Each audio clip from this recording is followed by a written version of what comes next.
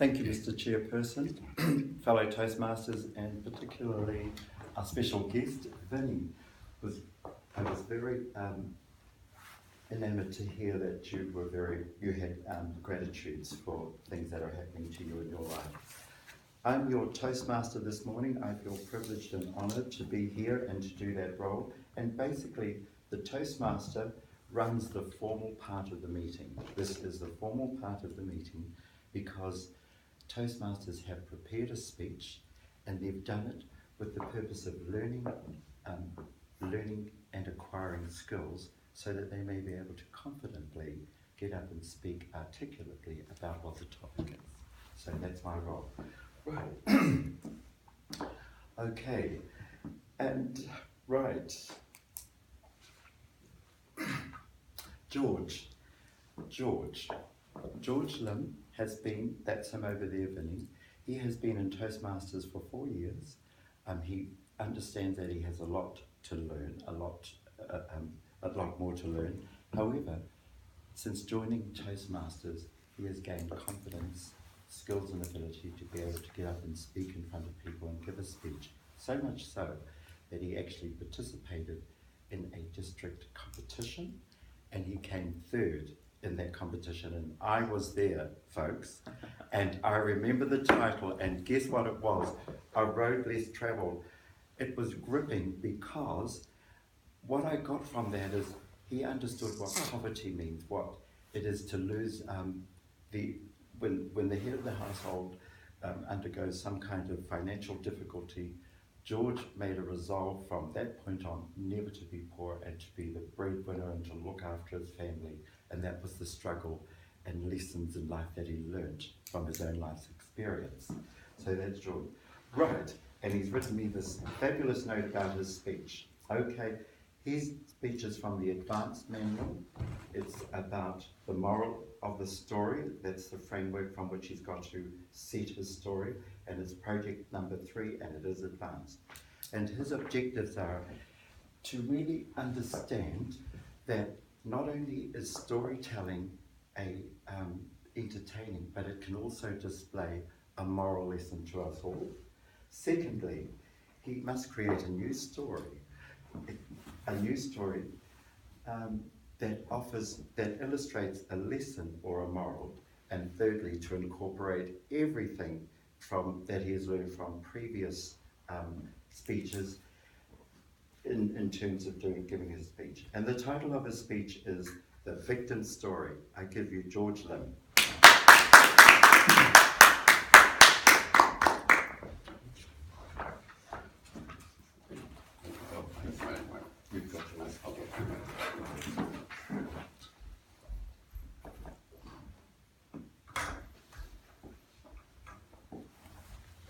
Mr. Chairman, fellow Toastmasters, welcome guests. Have you ever wondered why certain people are successful and why others are always struggling in their lives? This question has intrigued me for many years. Until one day, in the early 90s, I attended a self-improvement training in Hong Kong called Life Dynamics, conducted by an American company. I've always been a skeptic when it came to attending self-training program. However, out of curiosity, I went to the guest event of this company. And surprise, surprise, I signed up. Why? Because the presenter of this guest event guaranteed to the audience that if after attending the program and they were not happy with the benefits, they can get their $1,000 fee refunded. As it turned out, the Life Dynamics basic course was an eye-opener for me.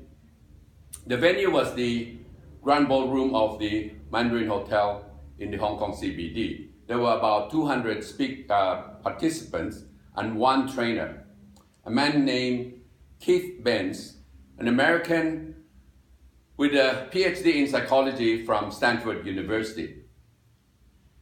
He was a confident, interesting, and dynamic speaker. The program was conducted by means of short lectures, followed by role plays, and group exercises. These were supposed to be metaphors of life experiences. The topics explored included honesty, communication, giving and receiving feedback, being authentic, commitment, and personal responsibility. For example, one exercise about honesty is for you to approach as many people as possible in the room, and these are strangers, and you go and look at them and say, I trust you, or you say, I don't trust you. And you go, I trust you, I don't trust you. And that really tests your honesty. But there was one role play which I thought answered my question about why certain people are more successful than others. This was the victim story role play, in which I have to tell my role play partner about a real incident in my life where I was a victim of somebody's action. And then, after telling my victim story, I have to tell that story again, this time from a point of view of a responsible person, that I take responsibility of what had happened and I did something to prevent it. So, I told this lady, my partner, about the time when I met this attractive salesperson from a famous Hong Kong stock brokerage firm who tried to convince me to buy stocks. I didn't know much about stocks, but for some reason, maybe because of her attractive looks or her sweet talk, she convinced me to put quite a big sum of money into stocks, promising me great profits. Yes, I made some good profits in the beginning, but after 6 months, the Hong Kong stock market collapsed, and I lost 50% of my money. I was shocked, I was angry, and I was depressed. How could this happen? I blamed this person for my loss. I really thought I was a victim of this cunning woman who was only after her commissions. Then I have to tell my other story to my partner, to my role play partner, but this time from a point of view of more a responsible person. And so I said, I met this person, she was very attractive, she tried to convince me about buying stocks, but because I didn't have any experience with stock, I decided to research on the stock market. I talked to my friends about the risk of stocks, and after consideration, I only decided to invest a small amount of money. And when the stock market crashed, it was not affected me. It didn't affect me. So when I was telling the second story, I realized that actually I was not the victim. It was my fault that I lost that money because I allowed myself to be,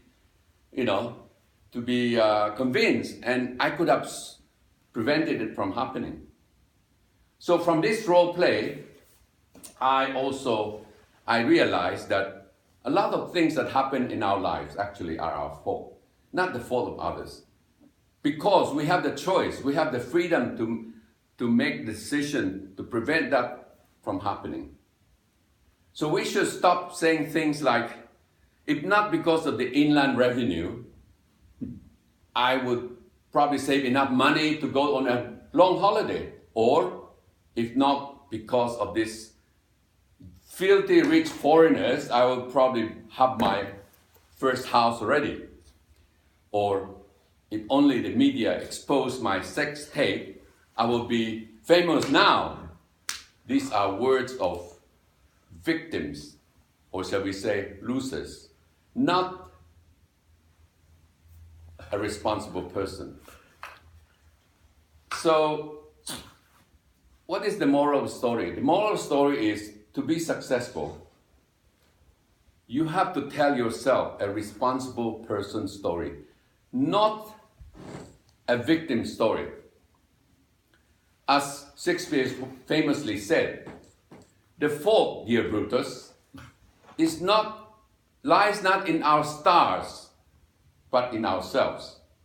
Thank you.